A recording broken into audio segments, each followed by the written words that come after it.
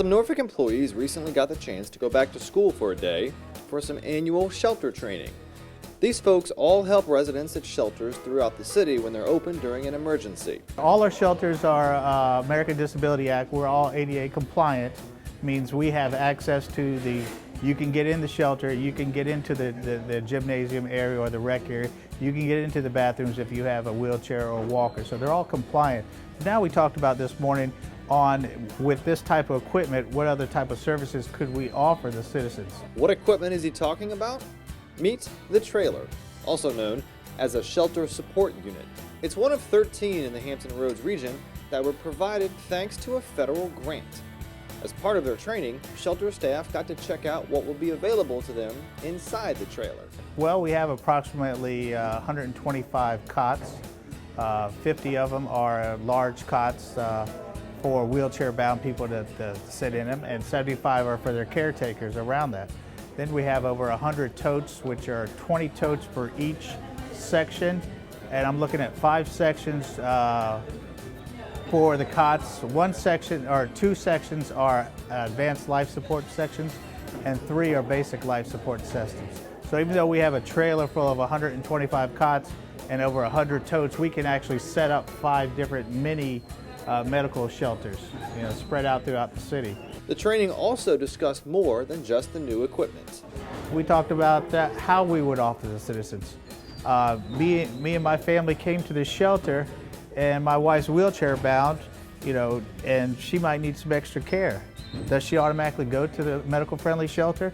And she may not want to. She wants to stay with the family. So, as a city employee turning around, I look at it and say, we give her the option. You might have better care at this other facility, but if you want to stay at the general population shelter with your family, that's acceptable too, and we'll do the best to take care of you.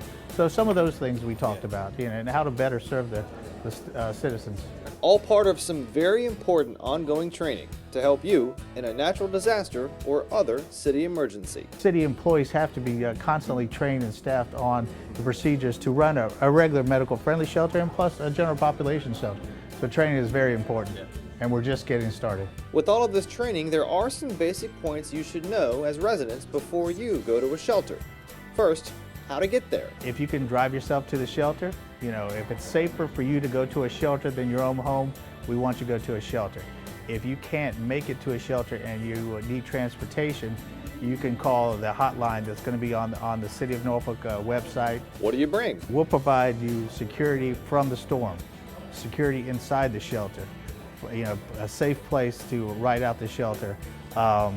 We have probably a staff of 15 working at the time during the shelter hours. We would like you to bring anything to keep yourself entertained.